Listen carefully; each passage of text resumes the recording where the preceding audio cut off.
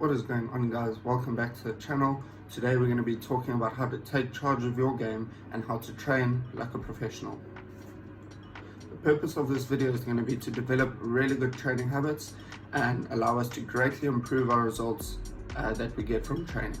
When in a team environment, it's very difficult for a coach to give you individual attention. Often, especially with the junior teams, if he focuses too much on one person, he's going to end up with a situation where something happens in the background, someone gets injured or something breaks, and then he is liable. So it's important to understand that in a team environment, you're not going to be getting much individual attention from a coach. So why is that important? It's important because the onus now falls on you, and it is your responsibility to make sure that you develop good training habits, because a coach cannot do everything for you. So when in training, it's important that you take charge of yourself and you are able to train at a high level. So let's start right at the beginning and ask a few questions about how we would usually train. So in a normal net session, how many times, if you were working on a certain shot, let's say the drive for instance, if you were working on the drive, how many times are you actually able to play the drive shot in a net when your mates are bowling at you? I would say maybe maximum 10 times in a net of about 15 minutes, and that's nowhere near enough time to work on a shot and perfect a shot. So it's quite a well-known fact that you need to have 10,000 hours of work to get a shot perfected. Alright, so work out how many net sessions you're going to have to do in order to play the perfect drive if all you're going to do is practice in the nets. I'm not saying that nets are bad, not at all, but what I am saying is that you need to learn how to train in the nets and how to focus your training in order to get the best results from training in the nets. So then the question is, what can you do to take charge of your game? The first thing you can do is start to focus your training. Really make sure that if you do have to have a net, that you go into the net with a specific goal in mind, and you're able to execute that goal, and when you walk out of the nets at the end, you feel like you've accomplished something. There's no point walking out of the nets and not knowing what you've actually worked on. So focus net would include something where you maybe look at going not out for the whole net, or working on your sweep shots, because a sweep shot does not rely so much on the bowler. You are able to play a sweep shot from many lengths and many lines, and you're able to work on them in the spinners. Say you're in the spinner's net and you can work on your sweeps, you can play them to almost any line and length. So that's something that you can focus on in the net session. Maybe using your feet to the spinners, that's a good one as well. Or looking to use your feet to a seamer even, walk across and work the ball into the leg side. Then you're not relying so much on what the bowler is giving you, but you're looking to take charge. What it is down to is taking control of the controllables and trying to limit the amount of uncontrollable things that we have at practice. The second thing you can do is go and do some extra work with a partner. So if you can find a training partner of similar skill, maybe looking to work on similar things, that can be a massive help when it comes to improving your results, because you guys are able to push each other to the limits. Make sure that when you're doing this partner training, you're doing focus drills. Like we spoke about before, there's no point having a partner to practice with who you kind of just aimlessly go there and just hit balls, because if you develop bad habits, then there's no point even doing that extra training, because the extra training is actually hindering you. So make sure when you do have a partner, you're working on focus drills and you're able to get something out of that training. Make sure your partner is capable of throwing the ball well. Okay, that's often overlooked.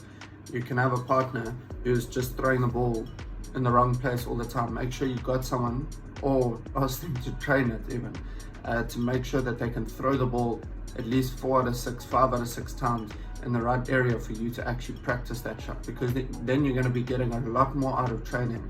So make sure that when you get this partner, you're doing focus drills and working on a specific shot, whatever shot that may be. That's not so important, but make sure that you're working on specifics when you go in there to bat with a partner. The same applies for bowlers. If you're doing focus training with a bowler, you can do it mainly by yourself. just get a couple cones to set out and do some target bowling. But it's very important that you work on certain deliveries. So whether that be Yorkers, whether it be slow balls, whether you're looking at working on your bouncer, anything like that, make sure that you put down focus drills to help you get to that, because the more focus you set out, the easier it's going to be to achieve your goals. Another really important tool that I've found that helps you keep track of everything is to keep a book or a notebook in your cricket bag.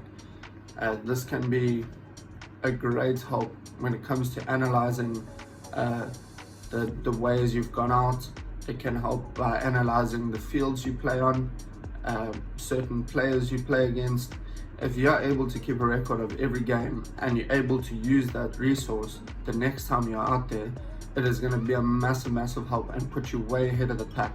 So I tell all my teams that I coach, make sure all of them have a book with them, a cricket book, that they're able to write down their stats, keep a record of how you're going out, how you've batted, how the certain pitch plays, what type of dimensions are on the field. All of that can be a really good help when it comes to coming back to that place or playing against the same team again. So really make sure that you analyze this and you're able to use it at trainings as well. So take it into a training, just jot down what you worked on. It honestly takes 5 minutes at the end of a training just to jot down things that you've worked on and what you can work on going forward. So a really good exercise I like to use is to review the weekend's game. So write down how you went out, how you felt when you were bowling, how you felt when you were batting, what you did well, what you can improve on, and then take this to training on a Monday or Tuesday or whenever you go to your first training of the week, and come with a plan, prepared and knowing what you need to work on. So you've gone out trying to play sweep and you picked the wrong time to play sweep because the pitch was turning and bouncing and he was turning it away from you, and you tried to play the sweep and you went out. So now you know that you can focus on training your sweep shot and saying, all right, this is a ball that I can go after. Maybe this one I should leave. Okay, remember when you're training, try everything, because that's what training is for. It's to improve your skills. So try everything. If you get it wrong, at least you've learned what ball to not play the shot on. So if you're looking at hitting over the top, come down and hit over the top every single ball. Figure out which balls you're capable of hitting over and which balls you need to now put away. So once you come down the track in a game and you see that that ball is there, you're able to say, okay, I remember this from training.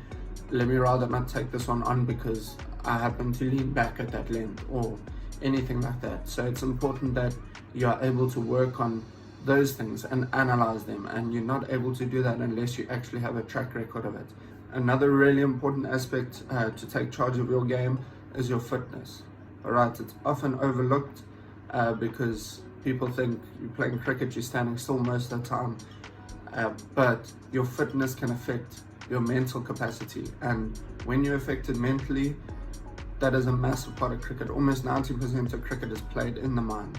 So you look at a guy like Steve Smith, Hashim Amla, even Alistair Cook, all of them technically are so far from the textbook, it's unreal. Steve Smith plays a flick down to fine leg from the off stump.